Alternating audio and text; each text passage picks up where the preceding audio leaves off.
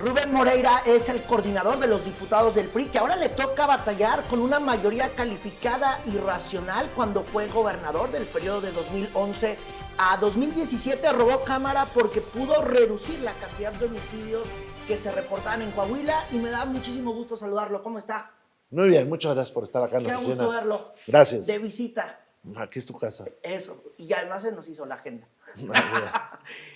¿Cómo estamos en las horas después de que le han pospuesto los aranceles a México? Y también estamos en las horas después de que Estados Unidos justificó la intención de poner estos aranceles a México porque dice que el gobierno mexicano tiene alianzas intolerables con la delincuencia organizada, don Rubén.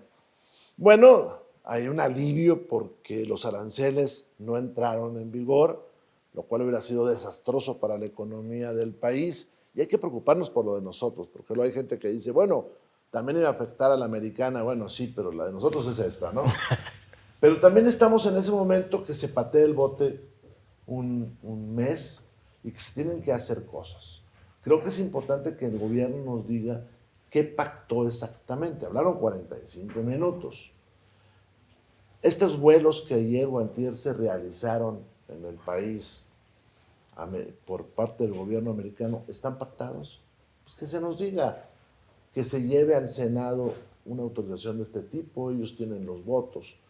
Este movimiento de tropas hacia el norte, ¿qué representa? ¿Qué se va a dejar desprotegido en el sur? Porque en el norte ya hay muchos efectivos, hay varias brigadas de policía, en Coahuila, en Nuevo León, que nos digan también, y eso es importante, si nos vamos a convertir en un tercer país para los migrantes. Porque cuando Trump entra, inmediatamente cierra la frontera, cancela todas las entrevistas para tener refugio en los Estados Unidos, y esa gente está en este país y se le está dejando entrar. Entonces, somos ya un tercer país. Pues somos un país tercer seguro de facto, ¿no? De facto, pero ¿se pactó eso o no se pactó? Te voy a decir por qué es importante, porque al rato lo vamos a saber. El señor Trump lo va a decir o lo va a publicar en un libro. Los americanos graban todas las llamadas por ley. Entonces un día vamos a tener acceso a esa información. ¿Y qué más se pactó? O sea, ¿qué más se dijo? ¿Y qué se tiene pensado hacia futuro en el tema de migración, de seguridad y de competitividad económica? Hace rato Marcelo Ebrard decía que van a adelantar la renegociación del TEMEC. Bueno, eso ya es un golpe, porque se había pactado para el año que entra una revisión. Entonces ya vamos en renegociación y ya la adelantaron un año. Y va a estar el gobierno de Trump entrando, por lo tanto va a querer sacar provecho para el resto de su mandato. Seguramente. Y esto lo leemos como una victoria, más o menos no, es un sabor agridulce. ¿Cómo lo están viendo ustedes? Mire, yo creo que es algo que se esperaba. O sea, la manera en que fue el presidente Trump posponiendo su anuncio. Lo que me preocupa a mí es esto que yo le decía, que no hay información clara de qué está sucediendo. De los alcances. Y esta parte entonces se convierte pues, en una derrota. ¿Por qué? Porque sí pospusimos, pero ahora resulta que tenemos que hacer A, B, C, D, E. Y luego, después sale el gobierno canadiense y también declara a los carteles mexicanos de la droga como terroristas. Si usted me pregunta si hacen actos de terror, yo le diría que sí. Sueltan pues sí, si drones. estallan un coche bomba. Sí, no, sueltan drones, estallan un coche bomba, ponen minas. Pero la categoría de terrorista implica muchas otras cosas. Y entonces son dos países, ¿no? Estados Unidos y Canadá. Sí, sí. Entonces, si usted me dice, ¿cómo salimos? Bueno, salimos sin presentar el examen, yéndonos al ejemplo de los muchachos, pero con más riesgos en el futuro, con malas notas. Por ejemplo, si hablaron 45 minutos, yo haría dos preguntas. ¿Se aclaró el tema de las armas? Esa es la primera. ¿Se hizo el reclamo por la acusación que se le hizo al gobierno mexicano? Y eso no sabemos. No está en ninguno de los dos textos. Sí hay una diferencia en el texto mexicano y en el texto norteamericano. En el texto norteamericano no se dice nada de las armas. Sí, no, ayer la conferencia propiamente dice que hubo pues, un reclamo de armas, pero en el comunicado dice nada. Y luego en la conferencia el presidente de Estados Unidos no dice nada de las armas, No, nada. ni creo que lo vaya a decir.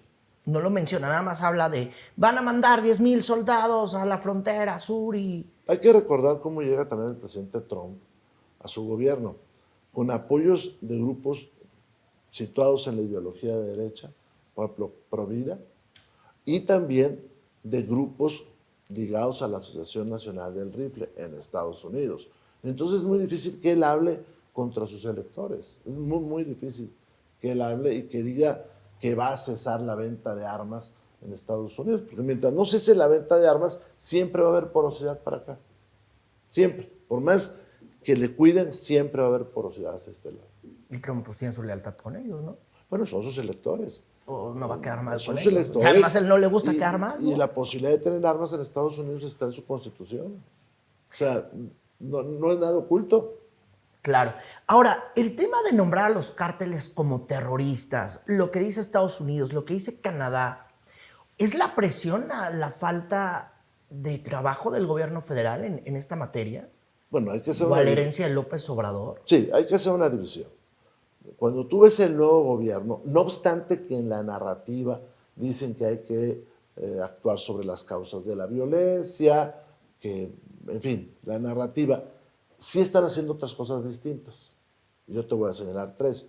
La primera, se llamó al acuerdo con los gobernadores. Esto no sucedía en tiempos de Obrador. Segunda, se habla de los operativos. Esto tampoco sucedía en tiempos de Obrador. Y tercera, pues estamos viendo, con éxito o sin éxito, cómo combaten al crimen. Yo ahí tendría dos cosas que decir. Este gobierno heredó graves problemas del anterior en 4 rubros. Seguridad, porque no se combatió el crimen. Migración, porque no tenemos una política migratoria. No la hay, ni para restringir, ni para dejar entrar, ni para nada.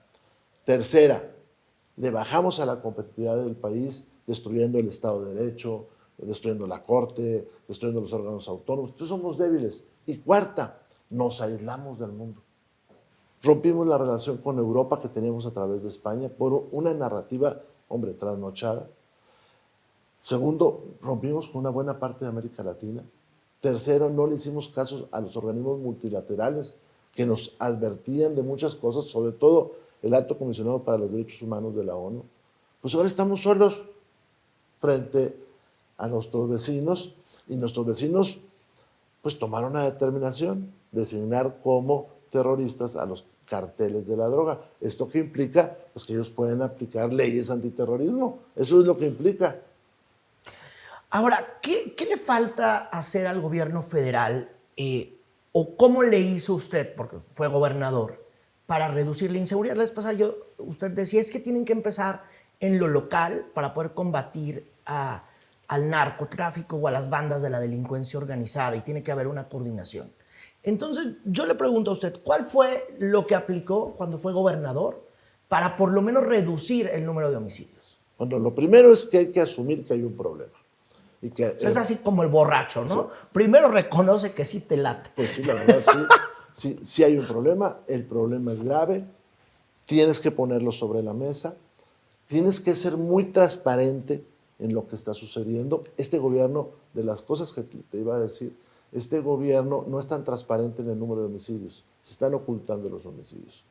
Y lo ves tú porque desaparecieron una columna que se llamaba Fuentes Abiertas, que era la información que daba la prensa.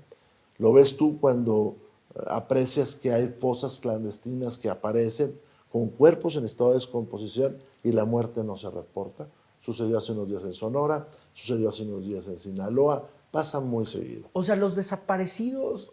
Eso es otro número, es otra cifra. Esa es otra cifra. Sí, por ejemplo, ahora mismo Sinaloa tiene 800 personas desaparecidas. Pero hace unos días se encuentra una fosa con 70 y tantas personas. Si tú les checas la estadística, esos muertos no aparecen. Ahora, regresándome a tu pregunta, ¿dónde está el factor para avanzar? Bueno, el factor es el gobernador o la gobernadora, porque tiene policía estatal, puede coordinarse con las policías municipales, tiene inteligencia estatal, tiene inteligencia indirecta, o sea, funcionarios que te pueden estar informando de problemas, el de desarrollo rural, el de desarrollo social, el de turismo. y puede llegar a un buen acuerdo con la federación. Coahuila, cuando nosotros llegamos, reconocimos el problema, transparentamos cifras, por eso en 2012 pareciera que suben los homicidios. No, realmente lo que hacemos es reportar los que están pasando, pero además, pues construimos una fuerza élite para combatir el crimen, depuramos todas las policías, además fijamos cuáles eran nuestros objetivos, los grandes generadores de violencia, nos coordinamos con la federación, nos coordinamos con los municipios, purificamos o limpiamos las policías municipales, todo mundo con pruebas de control de confianza, colaboramos con el gobierno norteamericano. Pero también por el otro lado, pues hay que mejorar la educación, 232 preparatorias, pero tiene una lógica. Pones la preparatoria en aquel lugar donde el muchacho tendría que salir de su comunidad e irse a una gran urbe para estudiar, y entonces queda sin la protección familiar. Una fuerte política de derechos humanos, cada mes nos reuníamos y se sigue reuniendo el señor gobernador de Coahuila, Manolo Jiménez. Pues eso lo heredó. Lo siguen haciendo. Es más, los números de Manolo Jiménez son muy buenos en el país, más si consideramos que está en la frontera y que tiene estados muy peligrosos como Nuevo León o como Tamaulipas cerca de ahí. Entonces se hizo una estrategia multidimensional porque el problema tiene muchas dimensiones. Entonces, así se enfrenta. Claro, tuvimos, y eso hay que decirlo, el apoyo del gobierno federal. Se construyó, pagado por el gobierno del estado, un gran cuartel en San Pedro. Hay ahí 3.500 o 4.000 efectivos de policía militar. Otro cuartel se construyó en frontera Coahuila. Otro más en Piedras Negras para sellar la frontera. 6 o 7 cuarteles pequeños que blindaron las entradas de Coahuila para el ejército, más los de la policía estatal. Pero le puedo decir que el siguiente gobernador hizo otro cuartel en Acuña. Pues ya hay una nueva zona militar allá. Y le puedo decir que el nuevo gobernador hizo un cuartel para la Marina. Ahora tenemos efectivos de la Marina. O sea, la colaboración es importante, porque el delincuente también ve la prensa. Y si ve que el presidente de la República se anda agarrando, como le pasaba a Andrés Manuel, con el gobernador de Guanajuato, dice, pues ya le hicimos. Si ven que los alcaldes andan peleados con los gobernadores, pues también. Entonces, uno de los grandes éxitos de Coahuila fue la coordinación. Entonces, ¿les falta a los gobernadores un poco de respaldo? Les falta actuar a muchos de ellos, les falta reconocer. Miren, voy a reconocerle a un gobernador que no es del PRI y luego por eso me critica. Pero si usted ve, el gobernador de Chiapas, el nuevo, es diametralmente distinto al anterior. Está actuando. Ya metieron a la cárcel a alcaldes que estaban coludidos, ya metieron a la cárcel a una bola de funcionarios que estaban coludidos, ya se andan prohibiendo. Esto se hizo en Coahuila. En Coahuila se prohibió la venta de 24 horas del alcohol. ¿Por qué? Porque muchas de estas lo hacían los grupos delictivos. En Coahuila se prohibieron las carreras de caballos, las peleas de gallos, porque allí había homicidios, y ahí se lavaba dinero. Entonces, ellos lo están haciendo. Le voy a poner otro ejemplo de otra gobernadora, que es la gobernadora de Aguascalientes. O sea, la gobernadora de Aguascalientes está haciendo bien su trabajo. O el alcalde de Querétaro. El alcalde de Querétaro tuvo un incidente, en una ciudad que es pacífica, tuvo un incidente e inmediatamente actuó. Feliferma, sí se llama. Que es panista. Es panista, sí. Pero porque ahí hay también que hacer una cosa. La lucha contra el crimen no se puede politizar. Yo he visto a Morena pedir la unidad para defendernos de una agresión internacional, cuando no la hay, ¿verdad? Pero no los he visto pedir la unidad para combatir el crimen. Por ejemplo, en Guerrero, pues la gobernadora de Guerrero está ausente, la alcaldesa de Acapulco está ausente.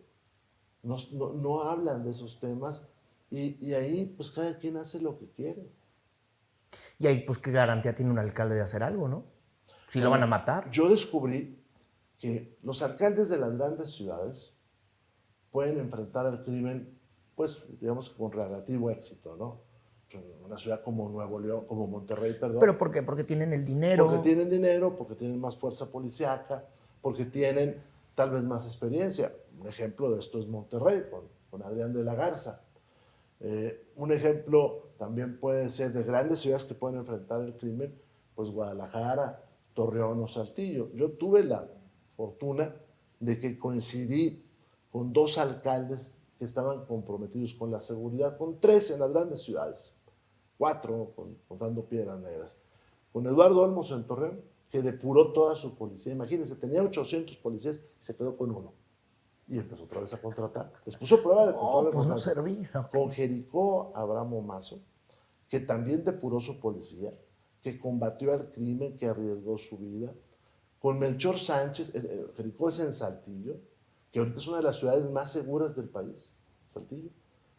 Con Melchor Sánchez de la Fuente en Monclova, que era el alcalde interino, que también corrió a toda una buena parte de la policía, la depuró, y con un hombre que después perdió la vida, Fernando Purón. Fernando Purón en Piedras Negras hizo un gran trabajo, un gran trabajo. Y hoy Piedras Negras es la segunda ciudad más segura del país. Pierde la vida, ya no era yo gobernador, en un atentado que le hacen, pues por su gran trabajo que había hecho. Entonces los alcaldes de las grandes ciudades pueden actuar. O sea, la alcaldesa de Acapulco puede actuar. Es muy distinto, y de eso yo me di cuenta, en los pequeños pueblos. Pues tienes 7 policías, 5 policías, pues ¿qué haces, no? Bueno, ahí se tienen que poner cuarteles de la Policía Estatal, o si se puede, cuarteles del Ejército Mexicano también, como sucedió en Juárez, Coahuila, donde hicimos uno, en Hidalgo, Coahuila, como sucedió en Allende, en Guerrero, Coahuila, en Viesca, Coahuila. Entonces tú le ayudas a los alcaldes, pues llevando fuerza policíaca. ¿Sirven estos cuarteles de la Guardia Nacional, estos que hizo López Obrador y que entonces que iba y los ponía que uno en Michoacán y que otro en cada estado y que hacían casi fiesta y mole cada que lo inauguraban? Bueno, ahí no tuvieron éxito porque no tenían orden de actuar. Cuando hay una orden de actuar, pues las cosas funcionan. Tenemos un buen ejército. O sea, cuando hay orden de actuar, pues las cosas funcionan. Yo le puedo decir de múltiples enfrentamientos de delincuentes que han querido o que quisieron penetrar a Coahuila y que fueron detenidos por los cuarteles de la Policía Estatal o por los cuarteles del Ejército. Y te puedo decir que en alguna ocasión, inaugurando uno de estos cuarteles en Candela, que es un municipio, pueblo mágico, por cierto, en Coahuila, se acercaron alcaldes del vecino estado de Nuevo León y nos decían, oiga, ¿no le puede decir usted al ejército, a los policías de Coahuila, que pasen a nuestros municipios a hacer rondines? Porque no tenemos nadie que nos ayude. Entonces la coordinación es bien importante, bien importante. Y proteger a tus alcaldes de los pueblos pequeños y colaborar con los de los pueblos grandes, de las ciudades grandes, que pueden tener incluso su grupo élite, como el que hizo Jericó Abramo en Saltillo en aquellos tiempos. Claro. Su grupo élite, o el que hizo Fernando Purón. O sea, el crimen no es más potente que el Estado mexicano. Eso sí. Y no le puede ganar la batalla. Si el Estado no quiere, ¿verdad? Si el Estado no quiere. Mire, un Estado como Coahuila, cuando yo inicié mi gobierno teníamos dificultades económicas. Pues sí, pero tenía un presupuesto de 50,000 millones de pesos. Ahorita debe tener uno de 70,000, 80,000 millones. Pues es mucho más dinero que cualquier banda criminal. El tema es aplicarlo para la seguridad. Pero, por ejemplo, a ver, Sinaloa. O sea, Sinaloa, que tiene una narcoguerra, que la gente ya está harta, que tienen pues una cantidad ya incuantificable de muertos porque no hay una cifra oficial. Cuando uno va y pregunta, cada quien tiene una cifra diferente. Algunos hablan de más de 1,000 muertos, algunos medios locales hablan pues hasta más de 2,000. La verdad es que no hay una cifra confiable gubernamental de cuántos muertos ha dejado. Yo no sé ahí, por ejemplo, si sirva que se vaya el gobernador. No sé, no entiendo yo qué requiera, por ejemplo, Sinaloa. Bueno, requiere, para empezar, que el gobernador asuma su responsabilidad de combatir al crimen. Y es difícil, imagínate, un día le dices a las organizaciones de madres de personas desaparecidas, las espero en Palacio de Gobierno, y entran. Pues mira, las primeras reuniones tienes que aguantar todo, pero tienes que hacerlo con la convicción de que las señoras están buscando a su familia y que tú tienes que hacer un gran pacto con ellas para lograr encontrarlos hasta donde sea posible, pero también saber qué sucedió. Y además tú aprovechar esa información para actuar. Oye, pues están diciendo que en X municipios están desapareciendo personas, a ver cómo está su policía, a ver cómo están sus carreteras adyacentes, a ver, ¿tienen problemas de educación o tienen problemas de educación? O sea, tienes que aprovechar todas esas fuentes de información. Entonces, pues si ahí no se juntan, si no les dan la cara a las personas, pues es muy difícil enfrentar. Yo no he visto que corran a los policías municipales o a los policías estatales. Yo sí tuve el apoyo, lo tengo que decir, del gobierno federal, por ejemplo, en Monclova alguna vez, y era el gobierno, fíjate, de Felipe Calderón. En Monclova dijimos, oye, la policía está muy mal. Fue el ejército mexicano, se hizo cargo de la policía municipal por unas semanas, mientras nosotros ponemos a todos pruebas de control de confianza, abrimos un proceso de selección de nuevos policías y entonces dejamos una buena policía. Pero al mismo tiempo, oye, a cerrar todas las fuentes de financiamiento del narcotráfico, quitar las maquinitas que están en las tiendas, cerrar expendios de vinos ilegales, quitar las carreras de caballos, o sea, hacer un montón de cosas, ir por los generadores de violencia, quitar la droga de las calles, regularizar, llega hasta tan lejos que regularizar, por ejemplo, los carros estos de sitio, que nosotros le decimos los taxis, o sea, todo. Hicimos unas campañas gigantescas, por ejemplo, para que todos los vehículos trajeran placas. Pues se habían acostumbrado a que los carros no trajeran placas. Andaban sin placa ahí. Entonces, yo a veces, un poquito de broma, pero un poquito también en serio, decía, pues viene una señora y te dice, oiga, me robaron. ¿Y quién me robó? No, pues una señora con pasamontañas. Oye, ¿y en qué llegó? No, pues en un carro con vidrios negros. ¿Y las placas? No, pues no traía. Oiga, No, pues, ¿cómo? ¿y de qué marca era? Pues era chueco. No, entonces no necesitamos un policía, necesitamos un mago. Bueno, si tú arreglas todo eso, pues se mejoran las cosas. Y Sinaloa, a mi juicio, se dejó crecer la convivencia con el crimen, porque no tenía Sinaloa tampoco altos índices de violencia. O sea, no pasaban balaceras en las calles, no. Entonces, pues ellos pensaron que así se podía sobrevivir. Y pues resultó que no. Y resultó que no, porque un día estallan las cosas. O sea, esas paces ficticia, un día va a estallar. Un día va a estallar. Y hoy la población de Sinaloa pues está sufriendo. Pero mira, no quiero ofender a nadie. Yo conozco mucha gente de Sinaloa que hace unos meses te decía, o hace unos años, no, bueno, son cosas entre ellos. Bueno, no pasa nada. Si no los molestan, no hacen nada. Es más, preferimos a estos que a otros grupos, porque los otros grupos se meten con la sociedad. Eso te lo decían y eso así es. Incluso la normalización de la violencia también es un factor. Cuando yo empecé a combatir al crimen, recuerdo que salí caminando ahí de Palacio de Gobierno, se me acercó una señora y me dijo, ya no los haga enojar, porque se están poniendo más violentos. Me dijo la señora. Entonces, pues porque la gente... Sí, es una narcocultura. No, y se va acostumbrando un poquito a la violencia. Dice, pero a mí no me toca. Sí, hasta que estalla todo. Hasta que te toca en el súper, ¿no? Hasta que te toca fuera de la plaza comercial, hasta en el restaurante. Como estos niños que desgraciadamente murieron, ¿no? O empieza a afectar el comercio, o empieza a afectar la actividad económica, empieza el cobro de piso, empiezan muchas cosas. Pero yo vuelvo, el gobernador tiene que estar, o la gobernadora tiene que estar pendiente de las cosas. ¿El gobernador debe de irse, el gobernador de Sinaloa? Yo creo que él debe reflexionar si le está cumpliendo a su pueblo.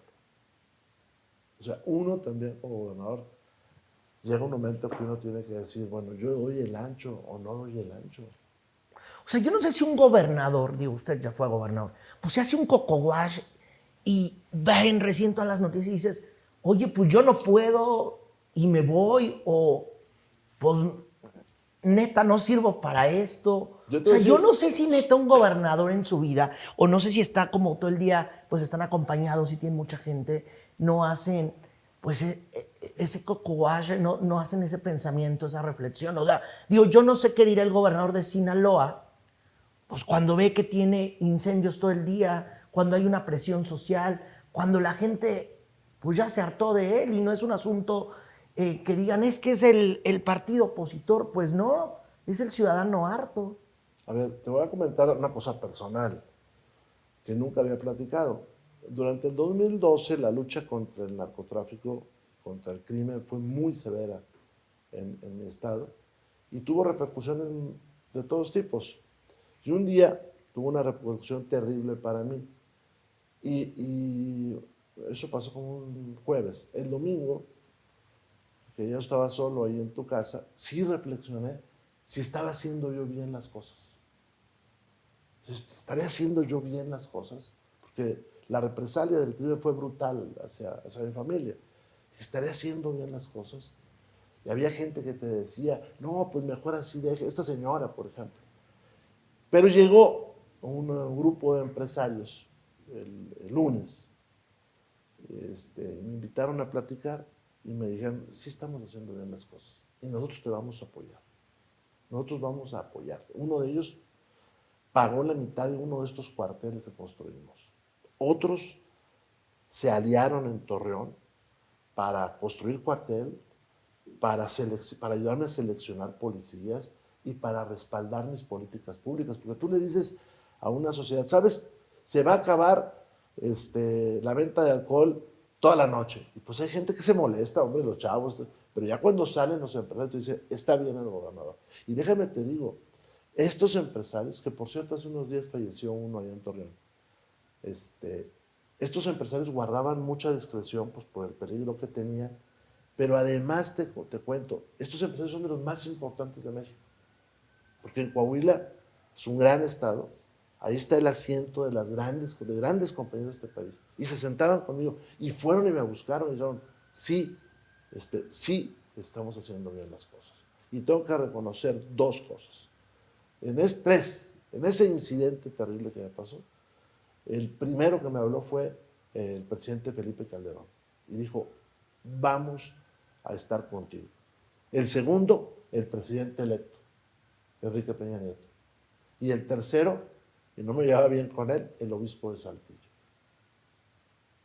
Entonces, pues sí, llega un momento que te preguntas, y yo creo que Rubén, que yo lo conozco y que siempre ha sido muy amable conmigo, Rubén Rocha, tendría que en su momento sentarse él y ver si está a la altura de las circunstancias, porque su estado está sufriendo, o si él genera las condiciones para que se pueda combatir el crimen. Igual no las genera. Aquí está el tema, ¿no?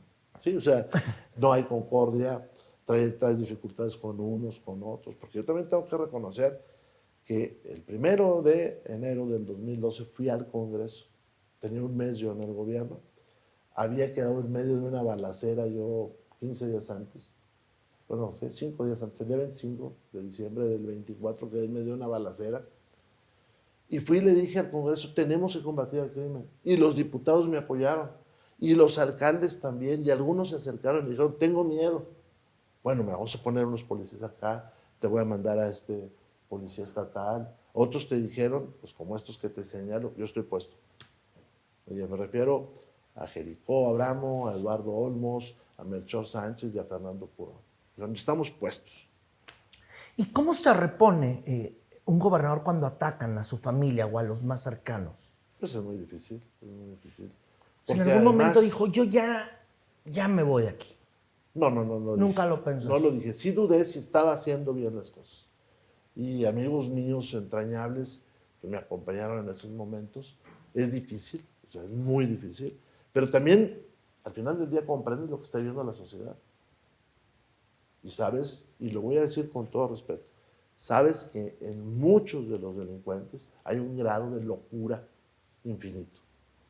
Que muchas veces la población, no, mira, es que el delincuente se imagina, perdón, a Vito Corleone, ¿no? En una biblioteca, con un gatito. No, muchos de ellos están drogadísimos, muchos de ellos están perdidos y tomando decisiones en medio del alcohol, de la droga. Y es lo que te das cuenta. O sea, que están en una dimensión, pues que no es de un hombre normal, de un padre de familia, no, estar en otra dimensión. Entonces, para usted, México sí puede salir de este problema, porque pues cuando uno abre las primeras planas, pues es violencia. A mí me causa mucho ruido que pues hay una presión ya de Estados Unidos, pues cuando casi dicen, pues ponte a enfrentar a los cárteles, ¿no? Es que yo creo que esa presión se alimenta de lo que no hicimos.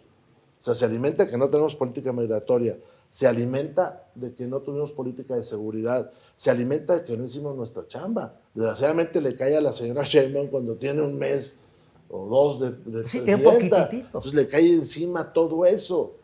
Y yo creo que también la presidenta tiene que llegar a un momento donde haga un deslinde, cuidadoso tal vez, pero que sepamos que hay cosas que ya no van a continuar.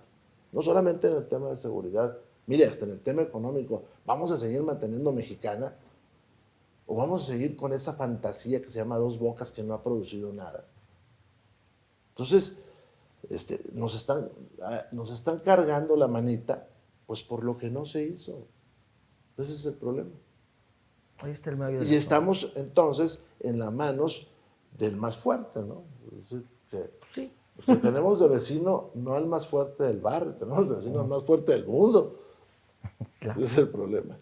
Ahora, con esta aplicación de la reforma judicial, ¿no vulneramos más el tema de justicia? O sea, si de por sí es muy difícil que haya justicia y hay un gradísimo alto de impunidad en este país, con esta reforma que estamos, en medio de estos sorteos, en medio de todo esto que es inentendible para el 90% de la población, ¿no le estamos dando más en la torre al sistema de justicia?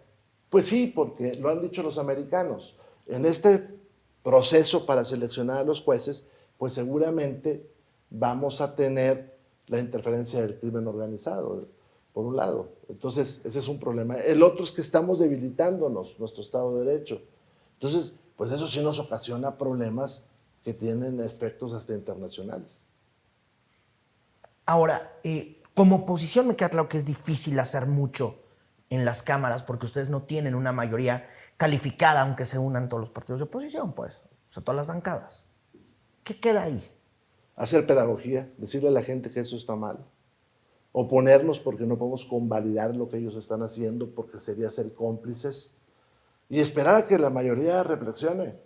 Yo creo que tarde o temprano se van a dar cuenta que muchas de esas cosas los están debilitando. Porque, por ejemplo, a ver, ahorita, que fue el sorteo, ¿no?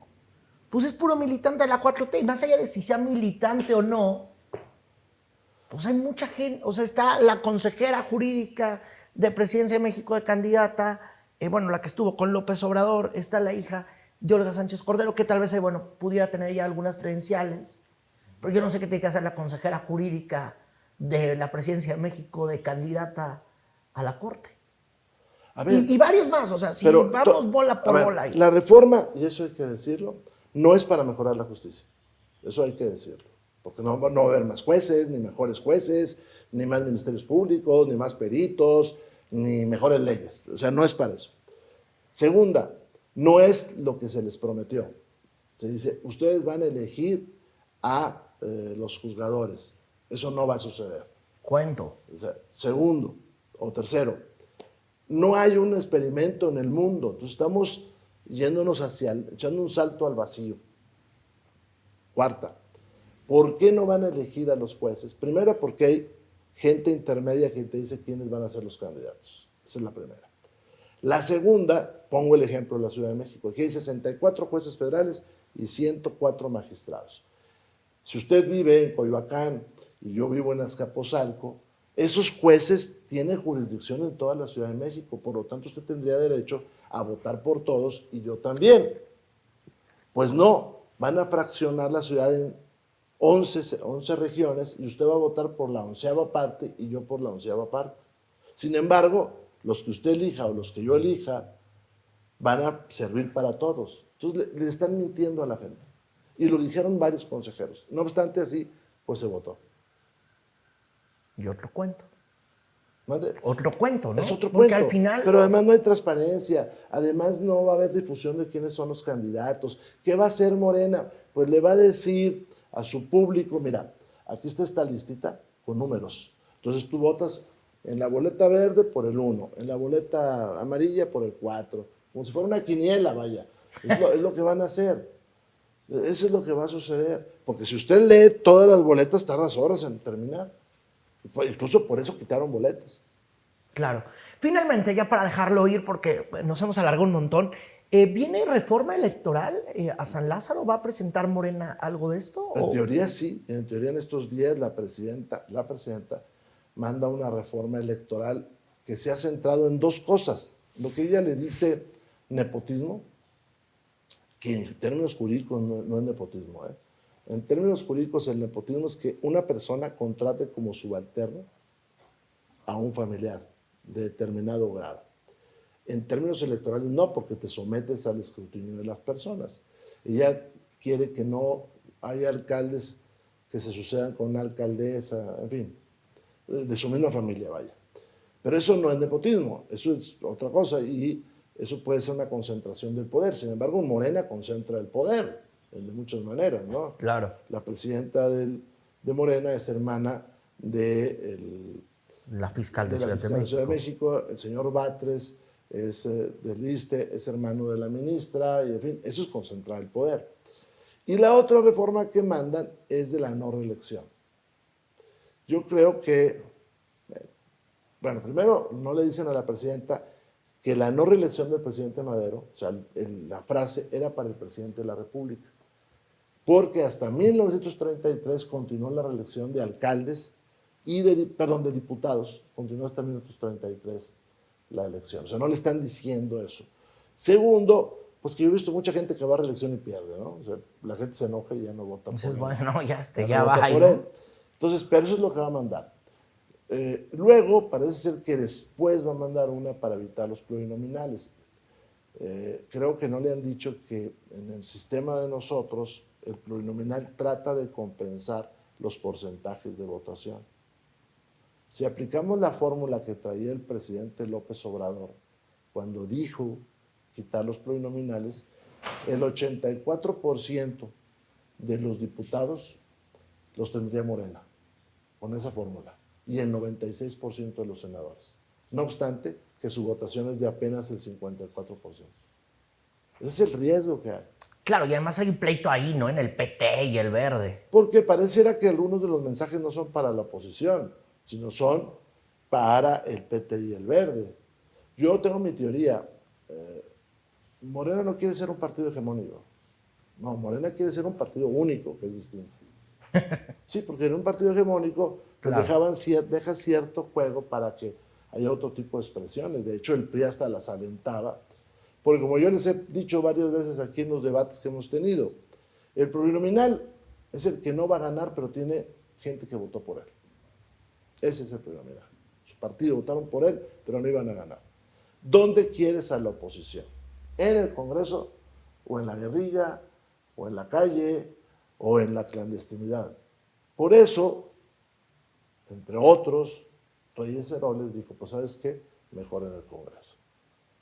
Y aquí que discutan, y aquí que se manifiesten, y aquí que nos digan qué quieren. O sea, ¿dónde quieres a la oposición? No lo digo por mí, que tengo 61 años, ¿verdad? Ni por algunos cuates que yo tengo que tomaría las armas. Dije, yo creo que no tomen ni un baño, ¿verdad?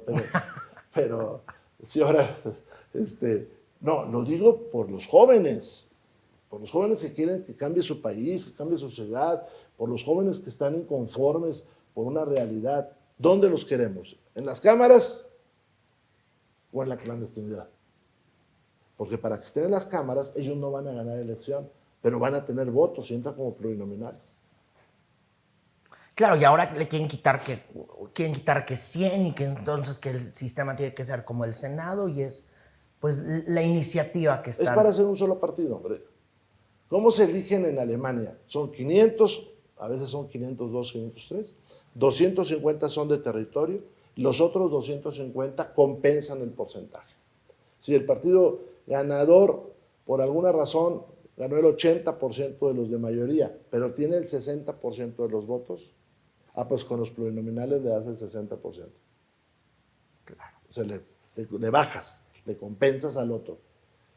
¿Cómo es en algunos otros países? Son puras listas. Entonces el porcentaje es de listas. Ahorita tendría Morena y sus aliados el 57% de los diputados y la oposición el 46%, si no hubiera pasado ninguna reforma.